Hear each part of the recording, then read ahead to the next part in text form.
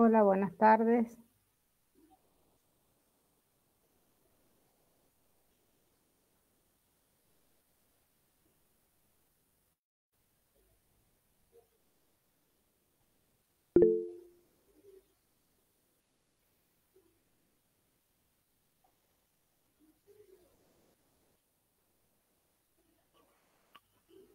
¿Cómo están? Vamos a esperar un ratito, así terminan de entrar todos sus compañeros. Mientras esperamos que entren los que faltan, eh, les comento que la idea de hoy es recuperar uno de los temas, dado que el martes pasado no tuvimos clase, así que bueno, va a ser una clase un poquito más larga. Eh, Vamos a tratar de resumir bien los conceptos, pero para que no pierdan contenido. ¿Pudieron ver el video de humanización?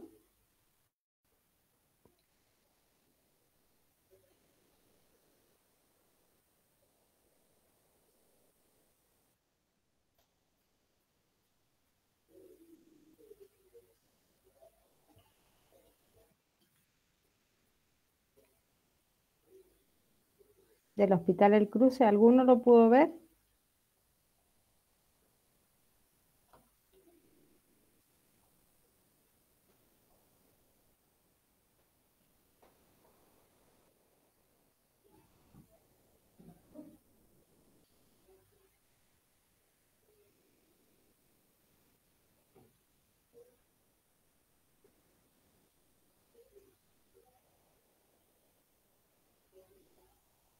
Bueno, les recomiendo que lo vean, es un video súper cortito donde están las estrategias de humanización que está llevando a cabo el Hospital El Cruce, para que ustedes puedan ver y comparar con los distintos lugares donde están trabajando. ¿Se les ocurre de los lugares donde están rotando alguna práctica humanizada que hayan podido ver en la implementación de esos lugares?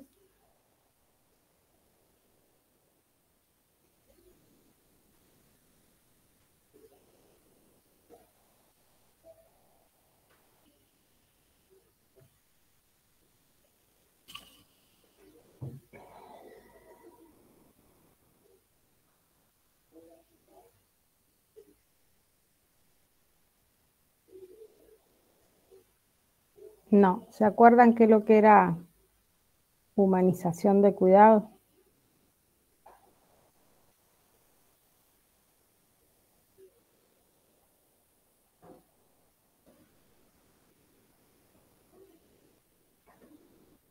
¿Cuál era el concepto de cuidado humanizado?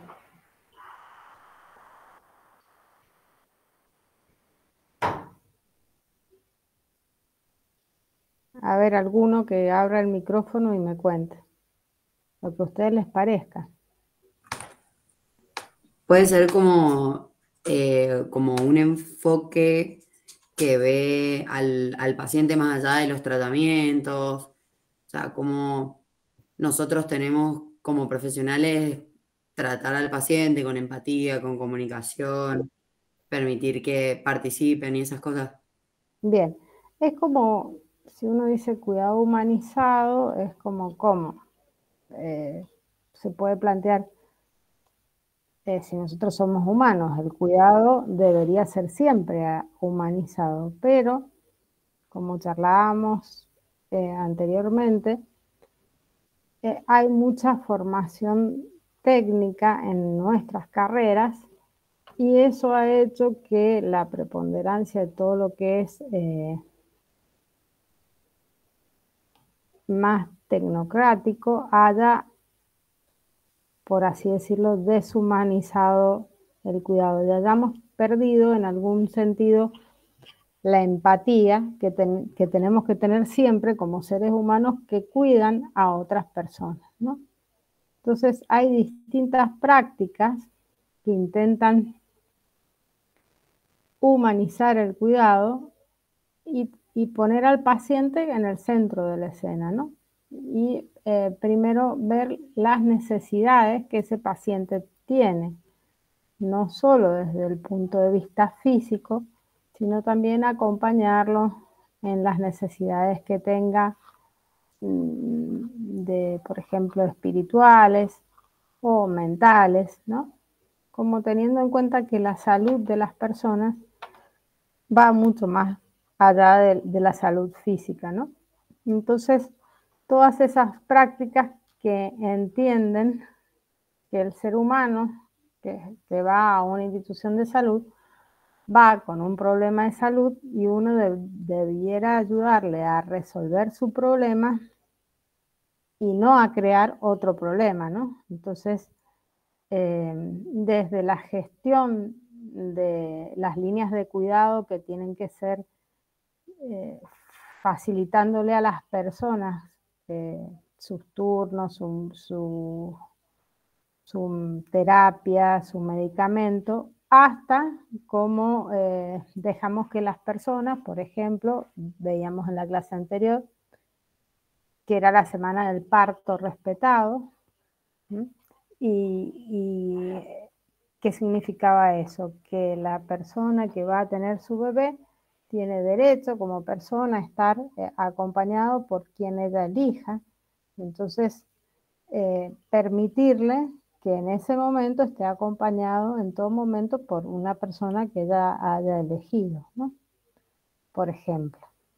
O en el final de la vida, cuando hay pacientes que ya están en terapia paliativa, de permitir que el paciente que va a vivir en, digamos, los últimos días pueda ser acompañado por un familiar o por la persona que lo cuida, ¿sí?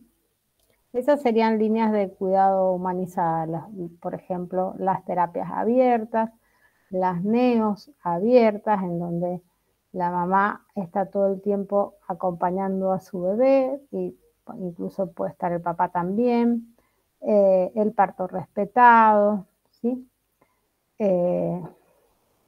Hospitales que tienen en cuenta, por ejemplo, en los niños neurodiversos, por ejemplo, que puedan ser acompañados por su mascota, ¿sí? Todos esos son ejemplos de humanización de cuidado. Acá me dice una compañera que no lo ve subido en la página, la verdad que no sé si la doctora Peralta Roca lo pudo subir, yo se lo pasé, pero quizás no lo haya subido, así que si no lo ven en la página es que no lo hemos subido, se lo vamos a subir porque ahí en el video cuentan distintos ejemplos de líneas que está trabajando el hospital eh, de la humanización de los cuidados. Bueno, creería que ya estamos 54, o sea que ya creo que ya están todos. Vamos a empezar a compartir. ¿Qué puedo?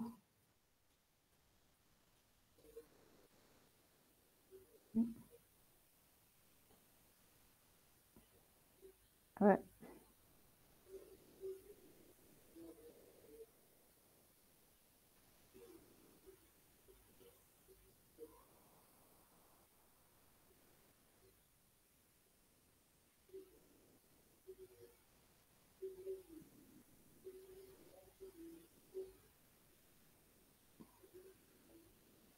¿Ahí están viendo?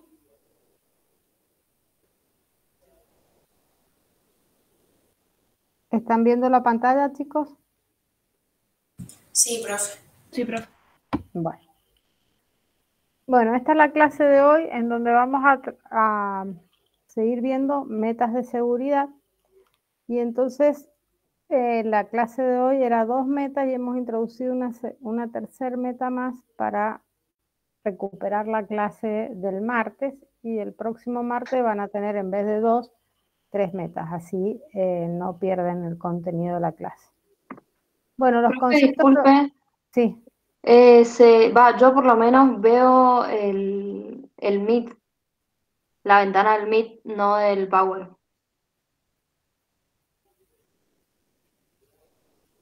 ¿Los demás? A ver. Yo también veo la proyección del MIT. Sí, se ve el MIT, no se ve la... Esperen que se está viendo horrible. A ver, esperen. Dejar de presentar. Muchas pantallas. Esperen que de paso... A ver.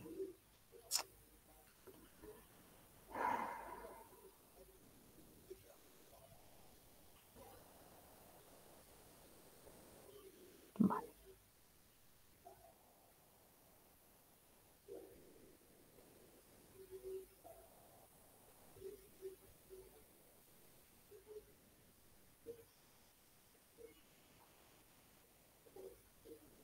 Ahora,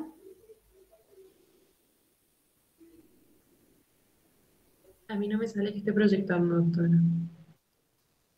A mí me sale también que no se está proyectando. a ver.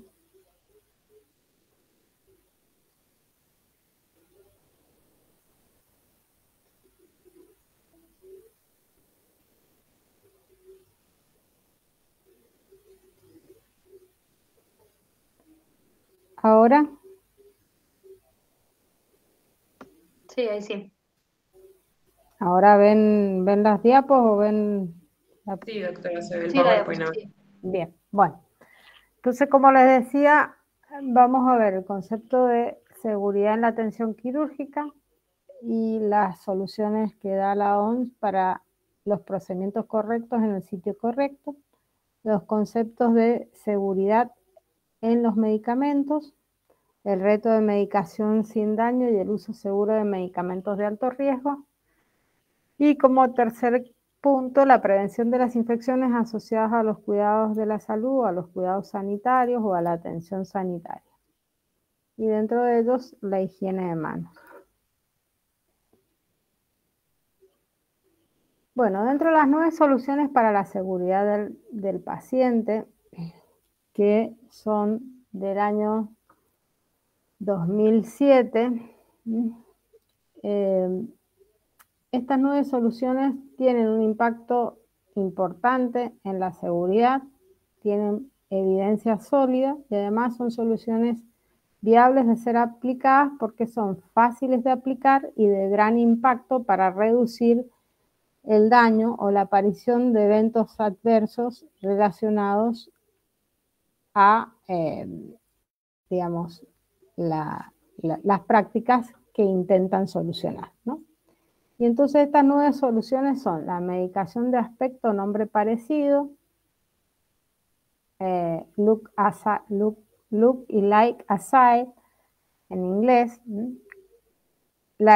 por ejemplo, difenhidramina y difeniliantoína, que son parecidos, y que, bueno, si uno se equivoca en esos medicamentos puede producir gran desastre a los pacientes, la identificación inequívoca de los pacientes, la comunicación durante el traspaso de los pacientes, la comunicación efectiva, la realización del procedimiento correcto en el lugar correcto del cuerpo, el control de los medicamentos o soluciones concentradas de electrolitos, que son medicamentos de alto riesgo. La sexta es asegurar la precisión de la medicación en transiciones asistenciales. La séptima es evitar los errores de conexión de catéteres y tubos. La octava es usar una sola vez los dispositivos de inyección.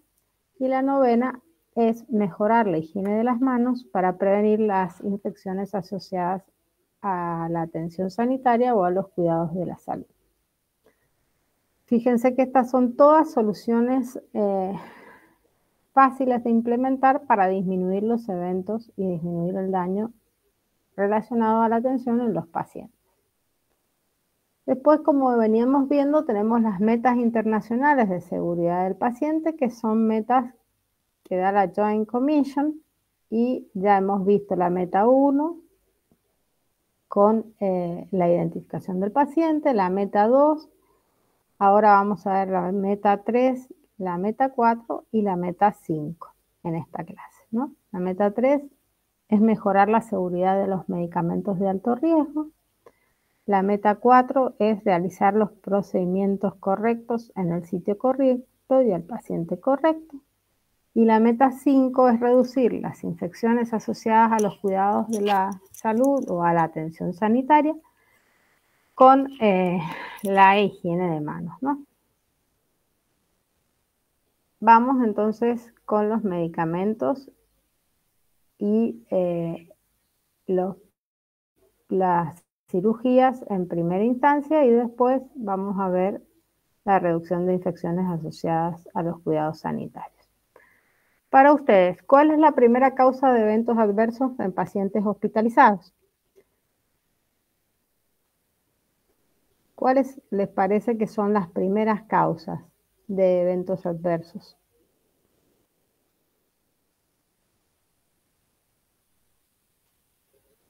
¿Puede ser, profe, que se la autorreceta al propio paciente? Medicamentos que se autorreceta al paciente. Sí, la pregunta era más en general. ¿Cuáles serían dentro del daño que uno le produce a los pacientes en los hospitales? ¿Cuál le parece que es lo más importante, digamos? ¿Y las infecciones intrahospitalarias puede ser? Bien, ¿qué otro? Sí, está entre los más importantes.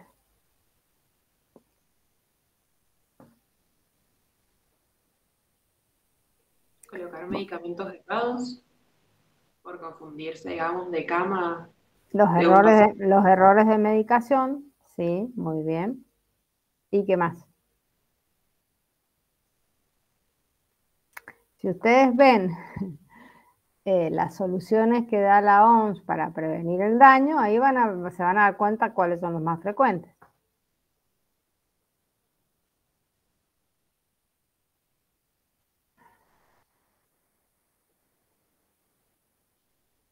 Las infecciones asociadas a los cuidados de la salud son entre los más frecuentes junto con la medicación, o sea, los errores relacionados a medicación, generalmente de alto riesgo.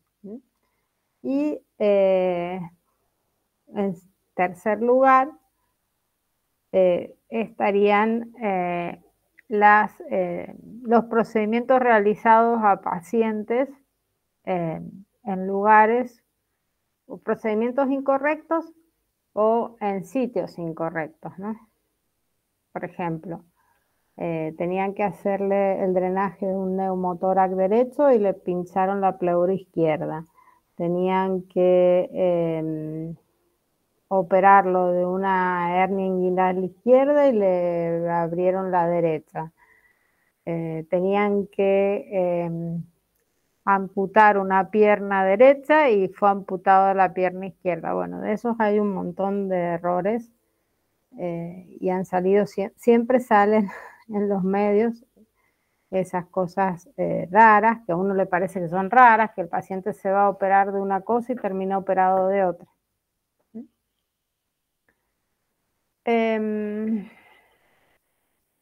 ¿Y por qué pueden suceder estas situaciones?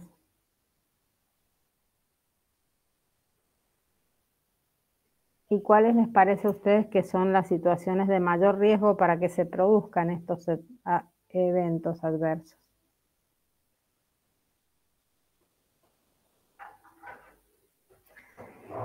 Y puede ser un mal manejo en la práctica, por ejemplo, no sé, en las infecciones, el lavado de manos que en los momentos no sean correctos o que no sé, o sea, que se omitan, o por ejemplo, en la administración de los medicamentos, que se haga rápido y no se haga un doble chequeo a quién se lo esté dando, qué medicamento. Bien, o sea que haga un procedimiento no adecuado o no se sigue el procedimiento adecuado para realizar las prácticas, por ejemplo. Y otra de las cosas importantes que ya vimos, la primera meta que vimos, es la identificación de los pacientes, ¿no? Entonces, si uno no identifica al paciente, muchos de los errores que tienen que ver después con medicamentos o con cirugías correctas, tienen que ver con errores de identificación de los pacientes, ¿no? Entonces, eso también. A ver, denme en un minutito porque entiendo que hay alguien que está intentando entrar.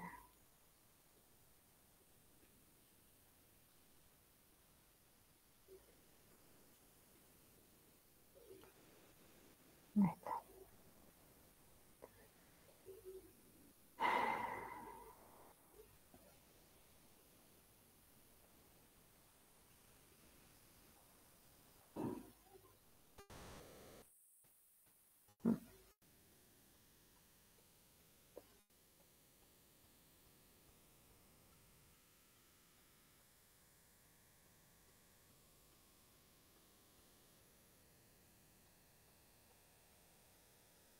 Ahora ven la pantalla, ¿no? Sí. Sí, doctor. Bueno. ¿Y por qué se pueden producir esos errores? Ya dijimos que tendríamos que hacer un análisis, pero muchas veces hay errores que tienen que ver con factores humanos y otros que tienen que ver con el diseño de los procesos o la falta de barreras para evitar que estos errores sucedan, ¿no? Entonces, cuando uno trabaja en seguridad, ¿qué es lo que hace? Intenta colocar o intenta trabajar como en un análisis ANFE, que se llama análisis a prueba de fallo, es decir, pensar los procedimientos y los protocolos de atención y pensar cuáles son los puntos críticos en donde nos podemos equivocar para tratar de reforzar esos puntos críticos con controles o con barreras, de manera que sea difícil que uno se equivoque en esas situaciones, ¿no? Porque, por supuesto, los sistemas de salud son cada vez más complejos, cuidar a los pacientes resulta cada vez más difícil y nosotros somos responsables de diseñar procesos que permitan detectar errores antes de que el daño llegue al paciente, ¿sí? Bien. Entonces, vamos a ver ahora la medicación, perdón, la medicación de alto riesgo y la cirugía segura. El segundo reto mundial de la seguridad del paciente en la Alianza para la Seguridad del Paciente de OMS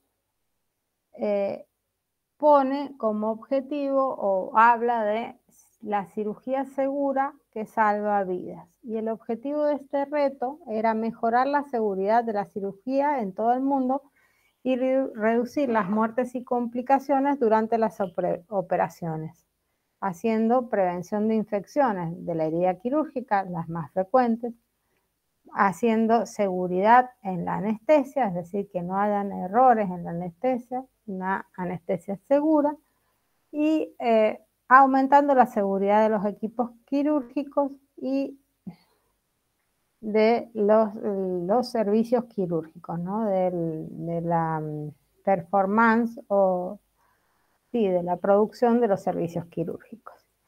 Y define un conjunto sencillo de normas de seguridad que se adoptan como directrices para la cirugía segura, que pueden aplicarse en todos los países y en todos los entornos y que se recogen en una lista de verificación para que sea utilizada en los quirófanos, lista de verificación o checklist.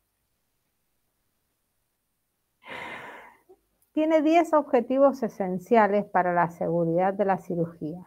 El objetivo primario, o 1, es que el equipo operará al paciente correcto en el sitio anatómico correcto. El segundo objetivo es que el equipo utilizará los métodos que sabe que previenen los daños derivados de la administración de anestesia al tiempo que protegerá al paciente del dolor. El tercer objetivo es que el equipo se preparará eficazmente para el caso de que se produzca una pérdida de la función respiratoria o del acceso a la vía aérea y reconocerá estas situaciones. el cuarto objetivo es que el equipo se preparará para el caso que se produzca una pérdida importante de sangre y va a poder reconocer estas situaciones. El quinto objetivo es que el equipo evitará provocar reacciones alérgicas o reacciones adversas a fármacos que se sabe o que suponen un riesgo importante para el paciente. El sexto objetivo es que sistemáticamente el equipo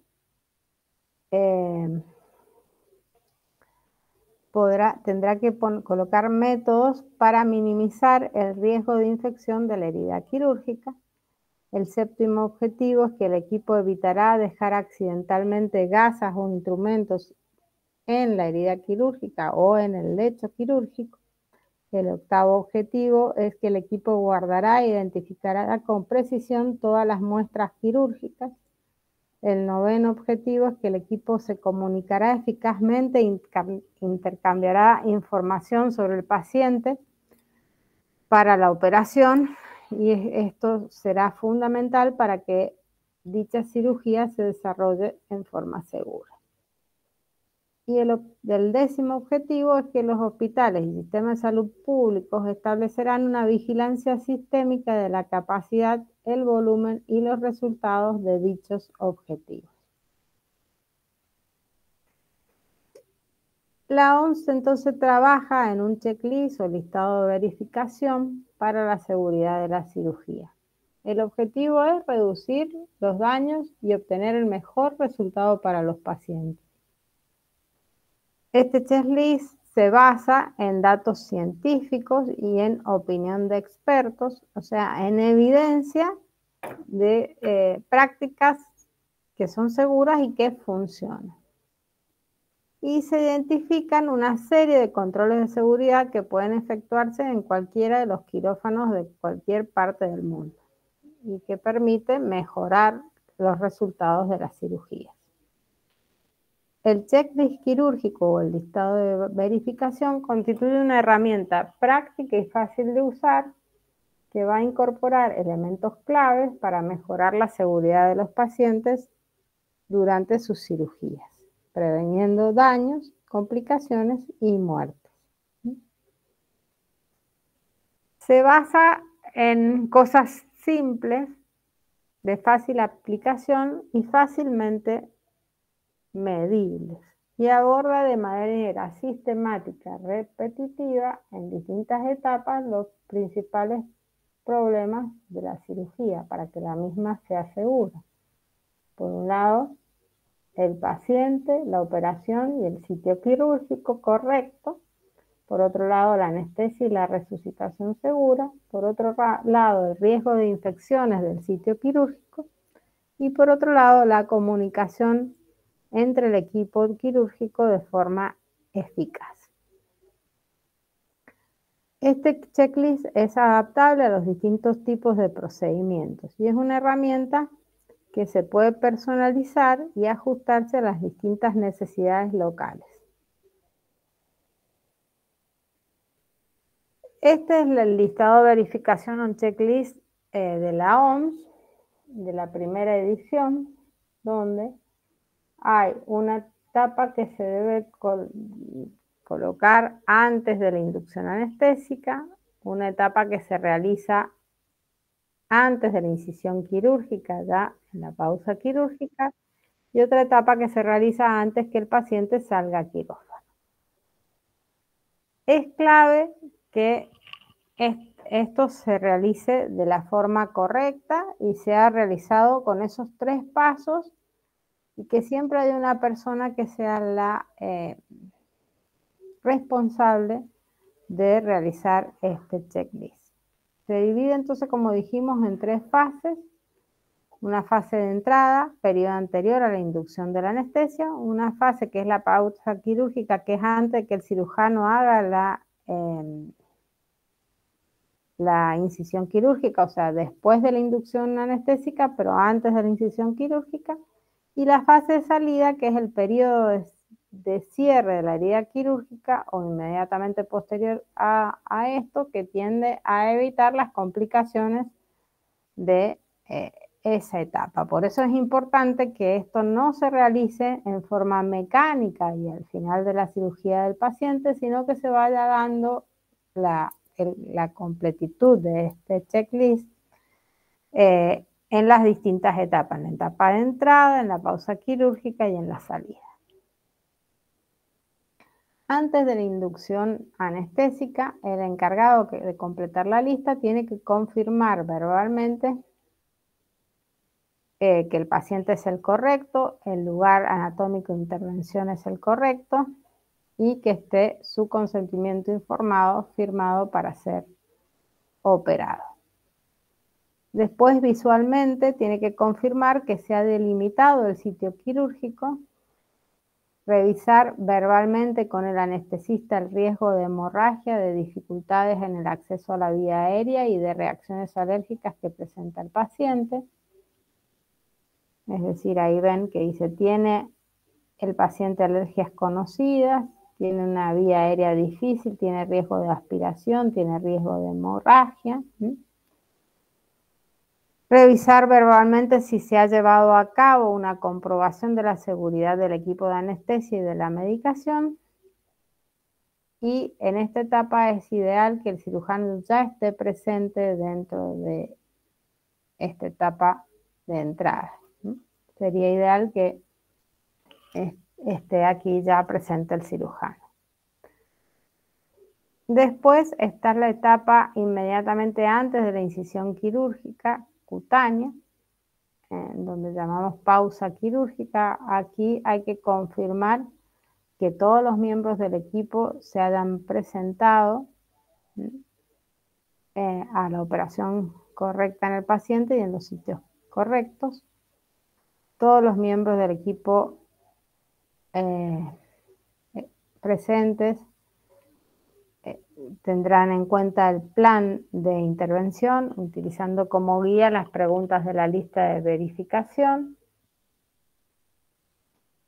Se confirmará verbalmente si se han administrado antibióticos profilácticos en la hora previa a la inducción anestésica. Ustedes saben que esto es muy importante porque de acuerdo a la función de la profilaxis quirúrgica es que el antibiótico esté concentrado en el sitio de inserción quirúrgica o donde se va a operar al paciente en el momento en que el cirujano hace la incisión y hasta que la incisión es cerrada. Entonces, si uno lo da 2 días antes, no vale la pena, y si lo da después de la cirugía tampoco es correcto. Lo correcto es entre 30 a 60 minutos antes de la cirugía. Y lo que se dice es que es ideal colocarlo en la inducción anestésica. Se confirmará verbalmente si se pueden visualizar adecuadamente los estudios de imágenes que necesitan para ser operado el paciente y se realizará involucrando a todo el equipo operativo en el lugar en que el procedimiento se realiza, es decir, en quirófano. Y después se pasa a la fase de salida.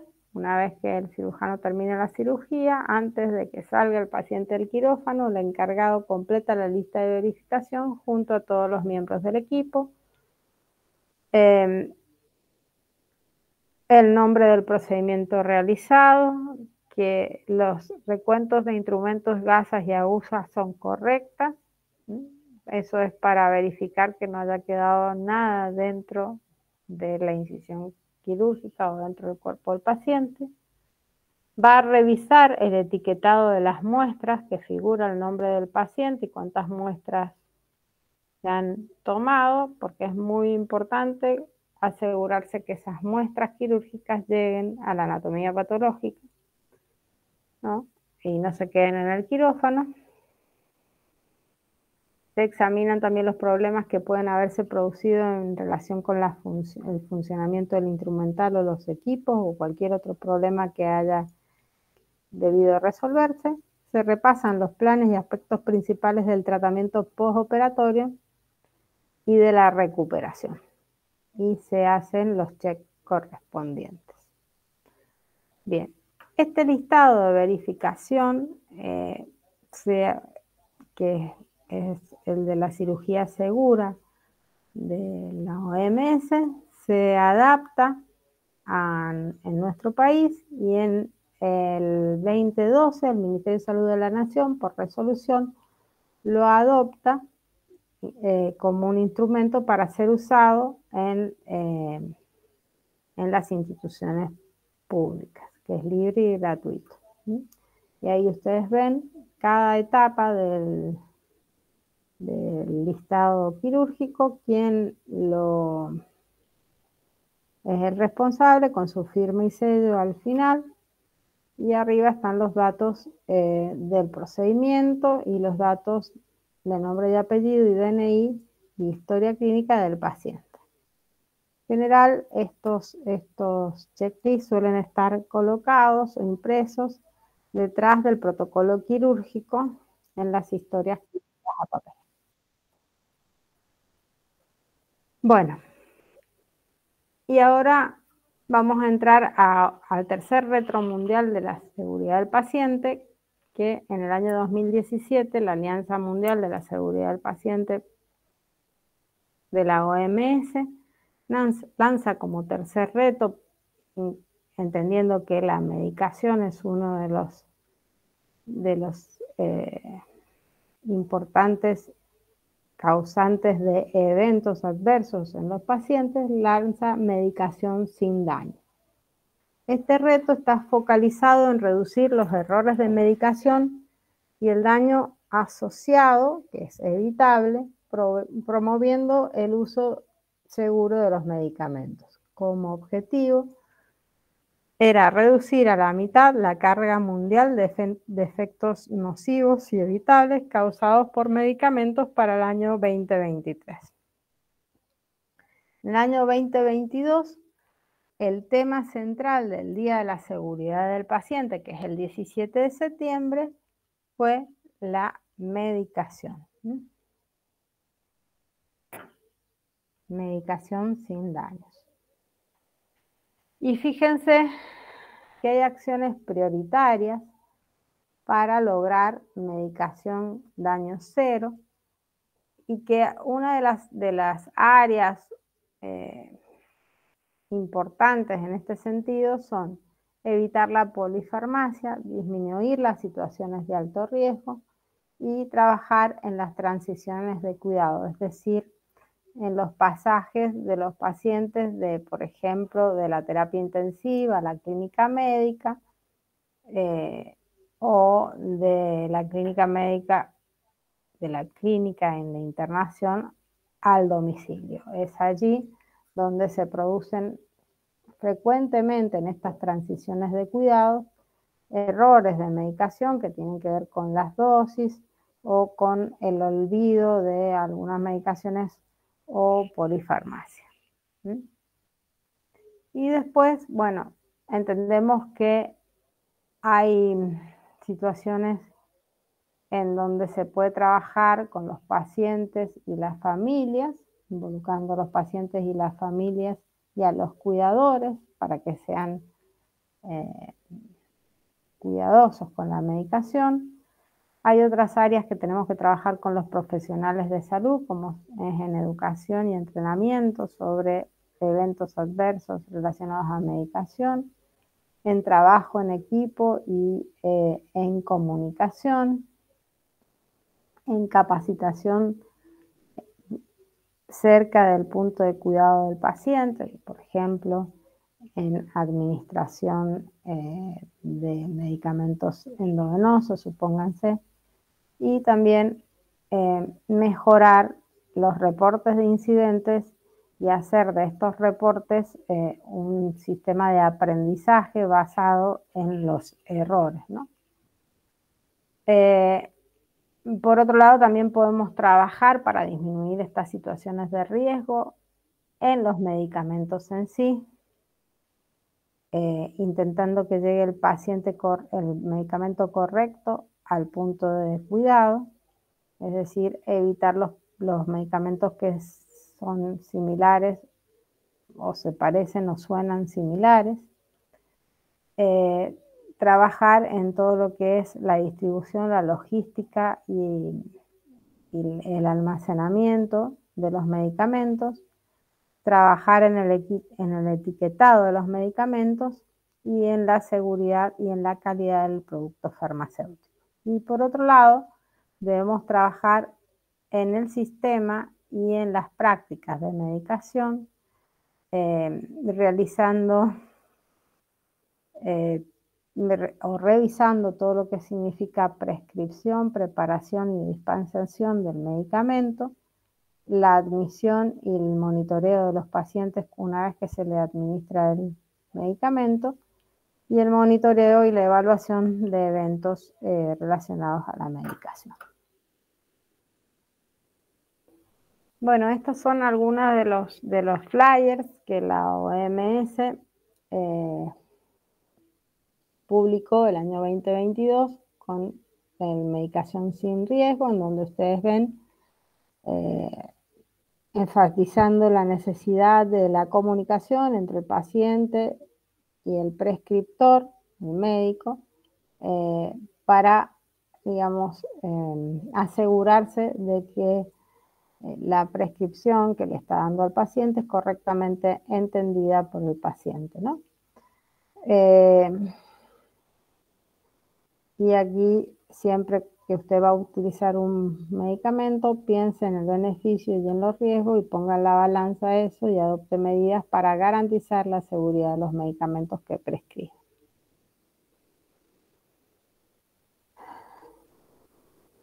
Esto aquí empoderando al paciente para que entienda de la importancia de la medicación y si tiene dudas consulte con el equipo de salud. Bueno, este dice que los daños causados por la medicación representan casi el 50% de los daños evitables que están relacionados con la atención médica. Y son una de las principales causas de daños evitables, ¿no? Y que cada año más de 42.000 millones de dólares se gastan que podrían prevenirse de errores relacionados a la medicación. Entonces, las estrategias para prevenir estos errores tienen que ver con, por un lado, implicar a los pacientes y a sus familias en el propio cuidado, construir una cultura en la que se priorice la seguridad del paciente, una cultura segura y de aprendizaje donde los errores sirvan para aprender, aplicar procedimientos operativos normalizados para el uso seguro de medicamentos, invertir en innovación y tecnologías que nos permitan reducir el riesgo de errores en la medicación, como por ejemplo es la prescripción electrónica, y proporcionar suficientes recursos financieros y humanos para invertir en seguridad. El Instituto de Seguridad de Prácticas de Medicación, que es el ISMP, lleva a cabo distintas investigaciones sobre los fármacos para conocer cuáles son los fármacos más proclives a causar eventos adversos y establece una lista de medicamentos que son considerados de alto riesgo en hospitales y que constituyen la lista de referencia utilizada mundialmente. Y tiene ese loguito que dice PARA, que es piensa, asegura, revisa y administra. Cuando uno ve un medicamento de alto riesgo, en general está marcado con ese loguito, ¿no? Y esta lista de medicamentos están incluidos los medicamentos oncológicos, los electrolitos concentrados, sobre todo el potasio, las heparinas, los anticoagulantes orales, las insulinas, los opioides y los sedantes. Bueno, este es un pedacito del listado de medicamentos de alto riesgo donde ustedes ven los grupos terapéuticos, los medicamentos específicos. Esto está, digamos, disponible en la página del ISMP de España. Para mejorar o evitar, para mejorar la seguridad y evitar eventos relacionados con los medicamentos, se habla de los 5 momentos claves para la utilización segura de los medicamentos. El primer momento es antes de comenzar a tomar un medicamento, que uno debe conocer cómo se llama, para qué sirve. Si este medicamento es el único que hay para la enfermedad a la cual se le está administrando, cuáles son sus efectos secundarios y qué tengo yo que hacer si observo estos efectos secundarios, ¿sí? Y cómo debo almacenar este medicamento. Además, tener en cuenta si tengo alguna alergia o alguna enfermedad que pueda, digamos, ser un causal para no tomar este tipo de medicamentos. Este es el primer momento, antes de comenzar a tomar el medicamento. Después, cuando lo estoy tomando, aquí tengo que tener en cuenta cuándo y cómo debo tomar el medicamento, en qué dosis y cada cuánto tiempo lo debo tomar y cuánto es el tratamiento que me han indicado, cuántos días. Si lo debo tomar en ayunas o con las comidas. Y qué tengo que hacer si, por ejemplo, salteo una dosis, o cómo debo controlar que no se me termine la medicación. El tercer momento es al añadir otro medicamento.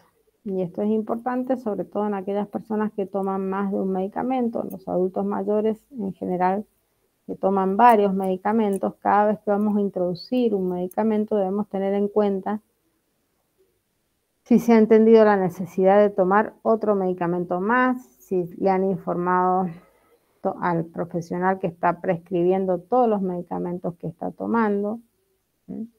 Si este nuevo medicamento afecta o interfiere con el resto del tratamiento, y qué hay que hacer cuando hay alguna complicación, o cómo organizar las tomas de este nuevo medicamento con respecto al resto de los medicamentos, porque verdaderamente hay muchos pacientes que tienen dificultades para poder organizar la cantidad de medicamentos que tienen que tomar. El cuarto momento es cuando revisan mi medicación, o sea, cuando yo me presento en una guardia o un médico que no me conoce, con un listado de todos los medicamentos y productos que tomo, y sí es importante que la persona que revise este listado pueda decidir qué medicamentos ya no es necesario que se tomen, ¿sí? Y si he tenido algún efecto adverso, podérselo decir a la persona que está revisando lo que estoy tomando, y tener en claro cuándo va a ser la próxima consulta para revisar la medicación que le queda. Y antes de finalizar la toma del medicamento, sería el quinto momento clave. Si se pueden dejar de tomar todos los medicamentos juntos, si dejar de tomar un medicamento a la vez, o por ejemplo el corticoide, cómo se debe hacer el retiro de la medicación, o si se ha tenido que suspender alguna medicación por efecto secundario, a quién debería informar, y qué hay que hacer con los medicamentos que sobren o que ya no sirven más. Por ejemplo, los antibióticos no deben ser, digamos, tirados, por ejemplo, en el baño, o tirados a la basura, porque, digamos, pueden producir resistencia en las bacterias que están o en el agua o en el medio ambiente, ¿no? Entonces los antibióticos deben ser llevados a las farmacias para que ellos los eliminen en contenedores a tal fin, ¿sí? Bueno, después tenemos los 15 correctos de administración de medicamentos. Esto es fundamentalmente cuando se hacen los medicamentos durante la hospitalización. Entonces, el primero es la higiene de manos, conocer los antecedentes alérgicos, tomar los signos vitales, asegurarse que el medicamento es correcto, que la dosis es correcta y que la vía es correcta y que la hora es correcta y que el paciente al quien voy a administrar el antibiótico o la medicación endovenosa sea correcta, que la técnica de aplicación del medicamento sea correcta, que la velocidad de infusión sea correcta, verificar la fecha y el vencimiento o caducidad del medicamento, preparar y administrar el mismo, registrar la administración. Siempre hay que administrar el medicamento bajo una orden escrita y el 15º correcto sería educar al paciente y al familiar. Bueno, estos serían los puntos claves entonces de la gestión y el uso de medicamentos. Se basan en las siguientes premisas. Debe disponerse de un proceso adecuado de selección del medicamento. Los medicamentos deben estar claramente identificados. La prescripción y administración de los medicamentos se debe realizar bajo normas y procedimientos estandarizados. Los medicamentos se deben almacenar, preparar y administrar en un entorno seguro y limpio. Y se debe identificar al paciente antes de realizar la administración del medicamento y controlar los efectos que pudiera suceder luego de medicar al paciente. Estos son algunos de los medicamentos de alto riesgo que les estábamos comentando, ¿no? Pero es importante entonces tener ese propio listado de medicamentos de alto riesgo en su hospital, diseñar procesos específicos de almacenamiento, prescripción, administración y monitoreo, identificar las áreas en las cuales los electrolitos, por ejemplo, concentrados son clínicamente necesarios y protocolizar su utilización segura. Y acá esta es una prescripción para que ustedes vean la hermosa letra que la verdad que es un lío poder leer esto, pero muchas veces los médicos hacemos estas recetas a nuestros pacientes que la verdad que primero no la entiende el paciente, tampoco la entiende el farmacéutico y seguramente no llegan a buen puerto porque nadie puede saber lo que quisimos escribir. Bueno, esto sería para finalizar alguna de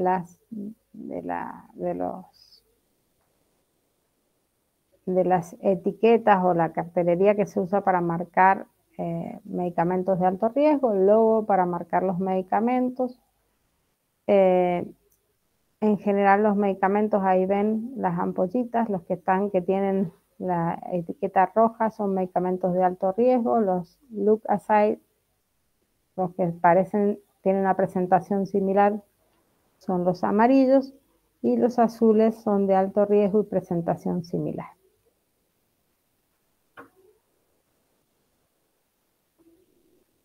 Bueno, no sé si quieren que hagamos un descanso aquí. Nos queda un poquito más de clase, unos 15 minutitos más, o seguimos. Por mí sigamos, no sé qué piensan los chicos. Sí, Por mí mejor sigamos, sigamos. profe, si son 15 minutos. Bueno. La otra meta internacional que tenemos que ver es reducir el riesgo de las infecciones relacionadas a la atención sanitaria o a los cuidados sanitarios. ¿Y cómo las definimos? Estas son infecciones que aparecen durante la internación de los pacientes 24 a 48 horas posteriores a la internación, que no son la causa de internación del paciente y que no venían en periodo de incubación durante, o sea que su periodo de incubación no estaba en curso cuando el paciente se hospitaliza. Por ejemplo, el paciente se hospitaliza por un dolor abdominal, por una apendicitis, y durante la internación aparece a las 48 horas una infección relacionada al catéter posterior a la cirugía, por ejemplo. Estas infecciones asociadas a los cuidados de la salud pueden reducirse o pueden minimizarse teniendo en cuenta varias cosas, pero entre ellas cosas sencillas como son la higiene de mano, porque la mayoría de las infecciones intranosocomiales, el sistema de transmisión más frecuente son las manos del personal. Entonces, implementar programas de lavado de mano y medir la adherencia a los mismos son muy importantes para controlar o disminuir las infecciones asociadas al cuidado de la salud. Por un lado eso, por otro lado mantener los entornos sanitarios limpios, limpieza del entorno sanitario o del entorno de cuidado del paciente, la habitación, la cama, la mesa de luz, ¿sí? Y las precauciones de aislamiento que tienen que ver con instalar precauciones de aislamiento y el uso de equipo de protección personal que tiene que ver con la transmisión de los patógenos, por ejemplo, precauciones de aislamiento entérico para todo lo que es infecciones de transmisión fecal-oral o aéreo para todo lo que son las infecciones respiratorias, ¿sí? Esto implica que los pacientes se deben, digamos, cohortizar de acuerdo al tipo de infecciones que tienen y se los colocará en habitación, perdón, en habitación individual o con pacientes que tengan el mismo tipo de patología y se usarán, por ejemplo, barbijo quirúrgico, barbijo N95 cuando son infecciones como por ejemplo el sarampión, donde se transmite a través de aerosoles, o la tuberculosis, en donde se transmite también por gotitas. Entonces, en ese caso van a usar el equipo de protección N95 en vez del barbijo quirúrgico. Bien. Después, la otra forma de disminuir las infecciones asociadas al cuidado de la salud es trabajar con procedimientos quirúrgicos, es decir, con estrategias multimodales. Ustedes saben que las infecciones asociadas al cuidado de la salud son más frecuentes en los pacientes en donde se hacen procedimientos invasivos como colocación de catéteres endovenosos, colocación de ARM, asistencia respiratoria mecánica, o de sonda vesical. Entonces, para todos esos tipos de infecciones relacionadas a factores de riesgo, tenemos estrategias multimodales, es decir, aplicación de paquetes de medidas para disminuir el riesgo de infecciones. Lo principal entonces, como número 1, son los planes de higiene de manos. Entonces hay todo un procedimiento que la OMS coloca de cómo es el lavado de manos correcto y los momentos en que uno se va a lavar las manos, que son los 5 correctos. Antes de tocar al paciente, después de tocar al paciente, antes de y después de contactar con el entorno del paciente, antes de un procedimiento estéril y después de colocar, por ejemplo, el cambio de una sonda o del cambio de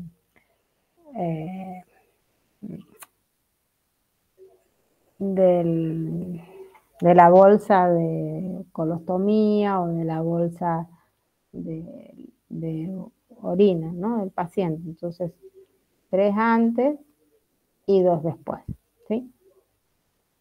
siempre con la técnica adecuada, correcta. Y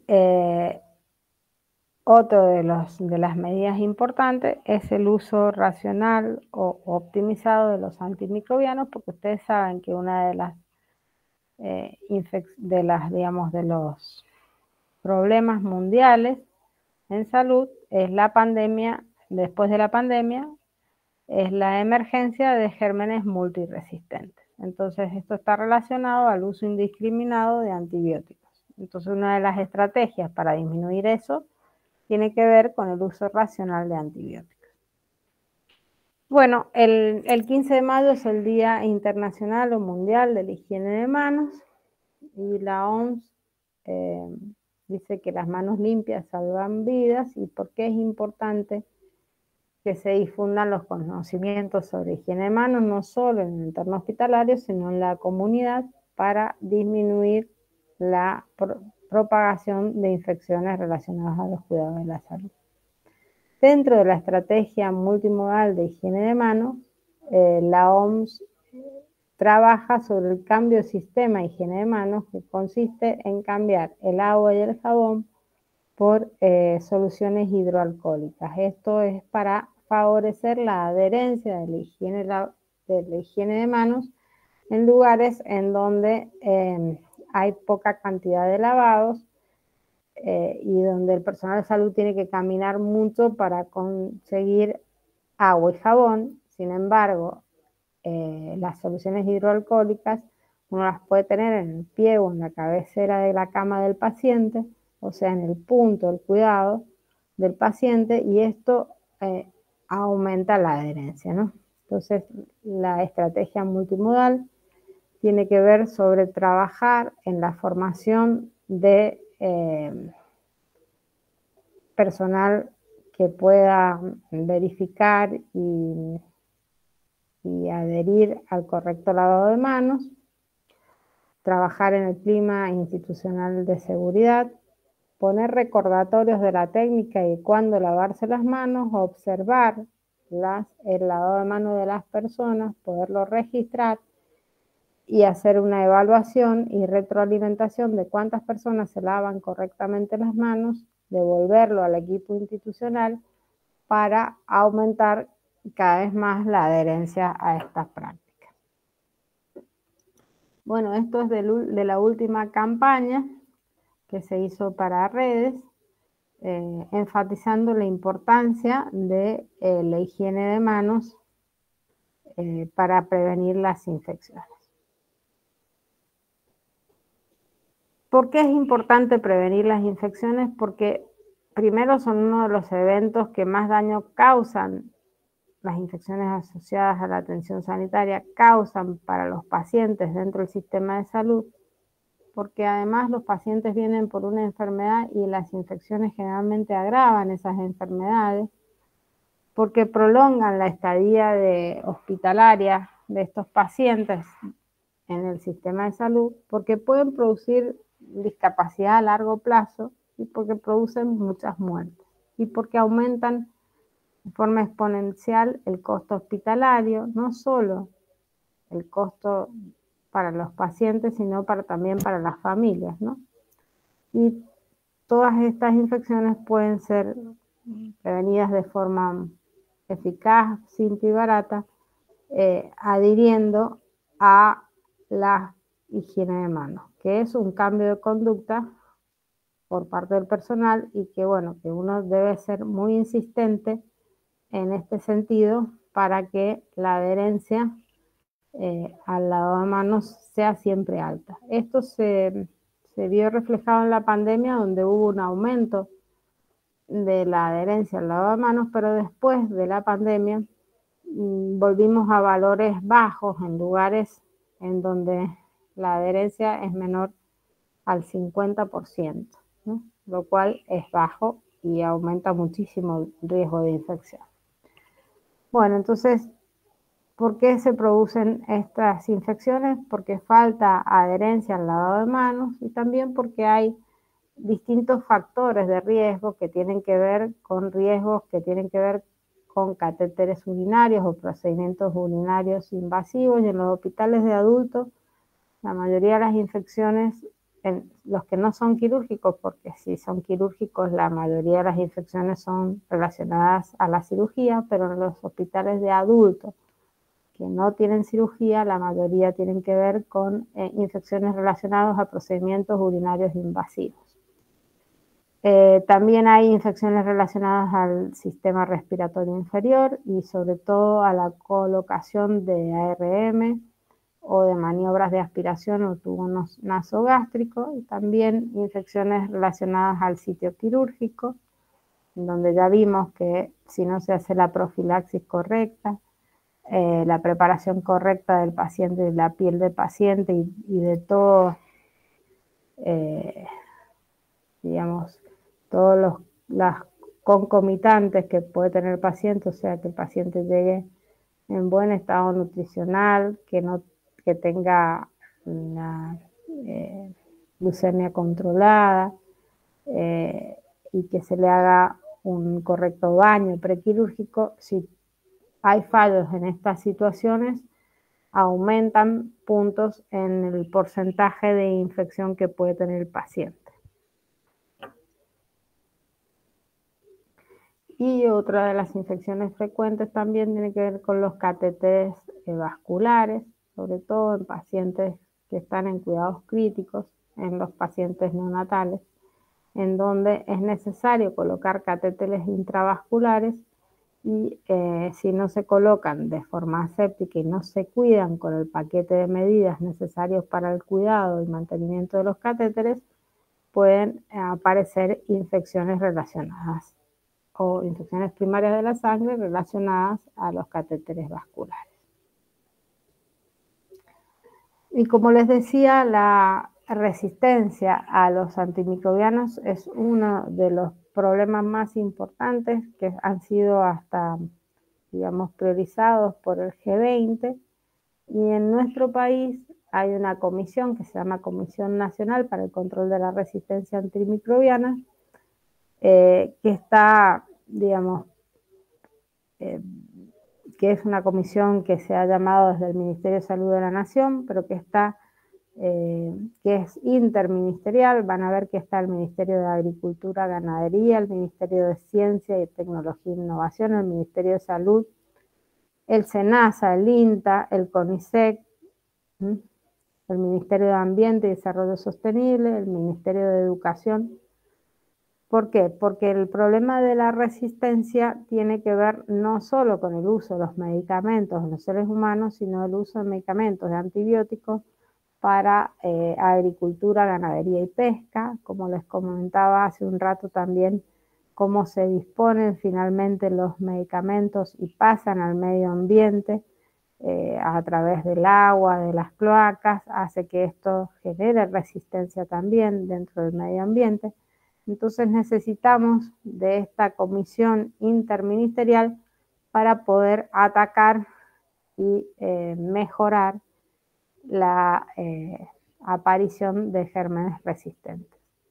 Y dentro de las direcciones nacionales está epidemiología, el Instituto Nacional de Enfermedades Infecciosas, el INE, el ANMAT, que son todas direcciones del Ministerio de Salud que ayudan a trabajar en forma interdisciplinaria. También hay sociedades científicas como la Sociedad Argentina de Infectología, los colegios profesionales, que ayudan a trabajar contra la resistencia antimicrobiana.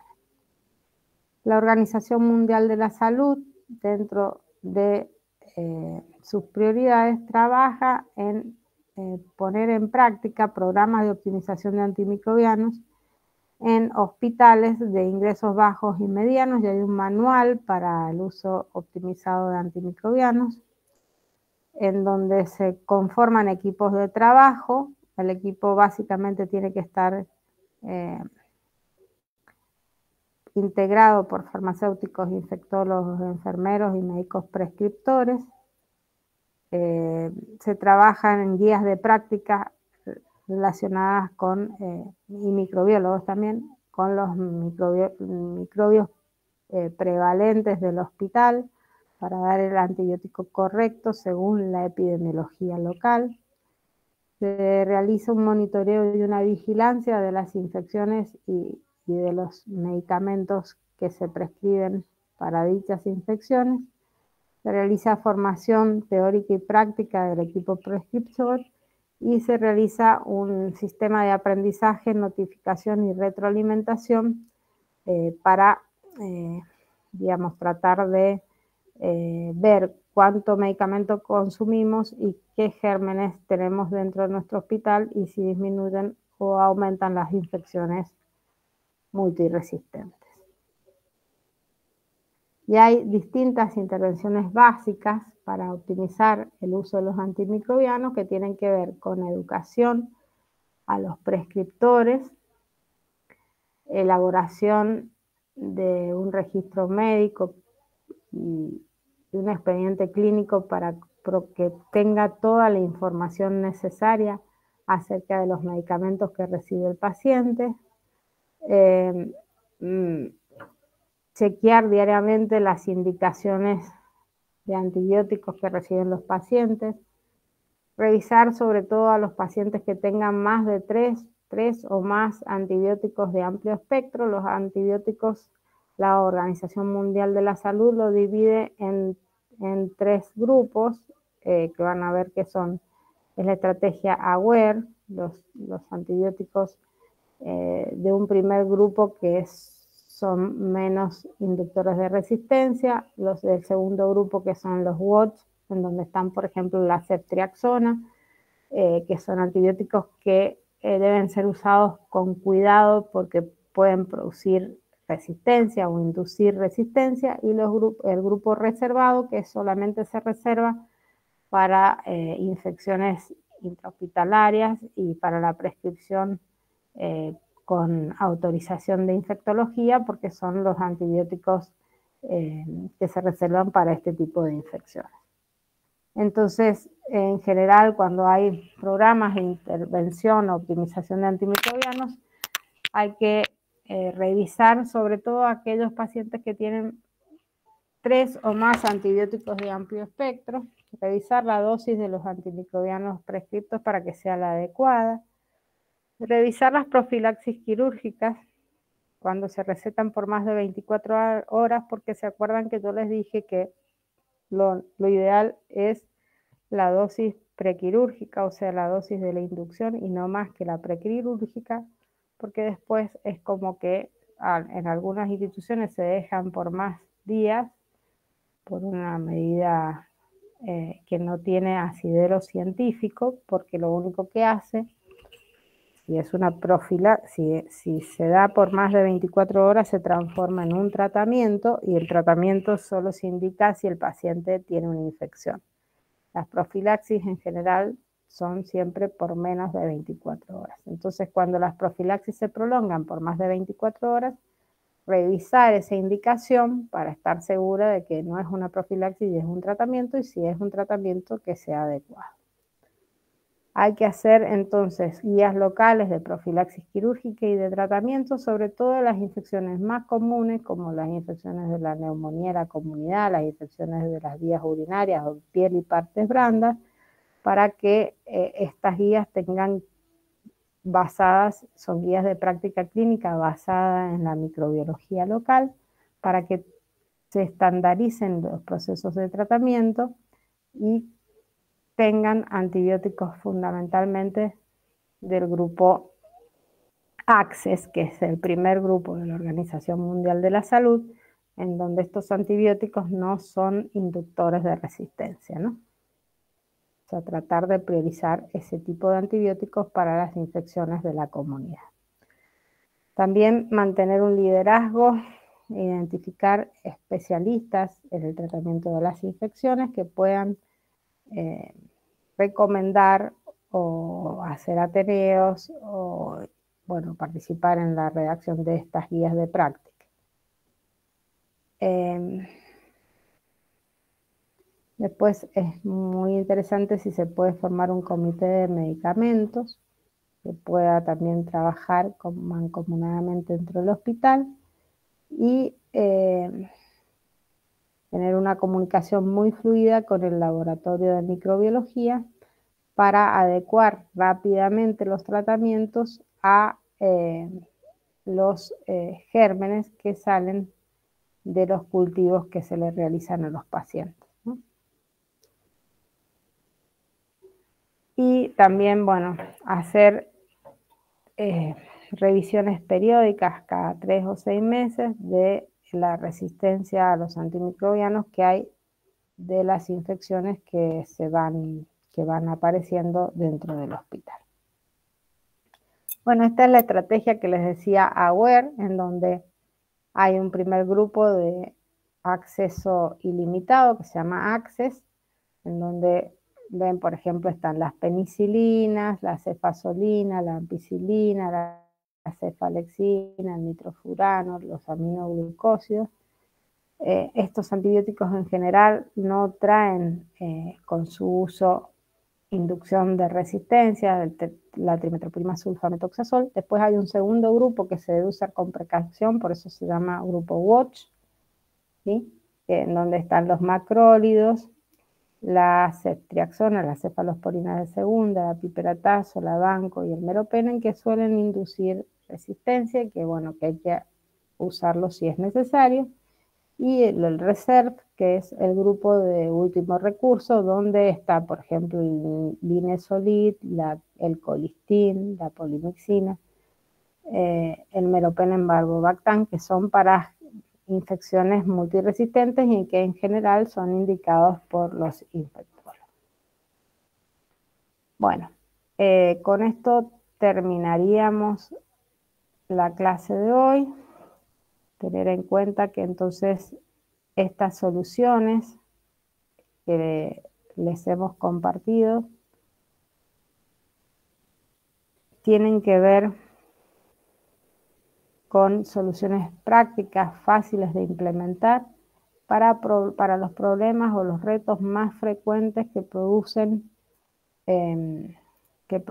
daño relacionado a la atención sanitaria de los pacientes, ¿no? Entonces, acordémonos, hoy hemos repasado todo lo que tiene que ver con la medicación segura, con la cirugía segura y con la prevención de las infecciones relacionadas al cuidado de la salud y la aparición de gérmenes multiresistentes. ¿Alguna duda? No, profe, todo claro por mí. No, profe. Bueno, No, profe, muchas gracias. entonces, si no tienen dudas, los dejo hasta la próxima. Que estén bien. Gracias, profe. Chao, buenas Chao, noches. gracias. Hasta luego. Gracias.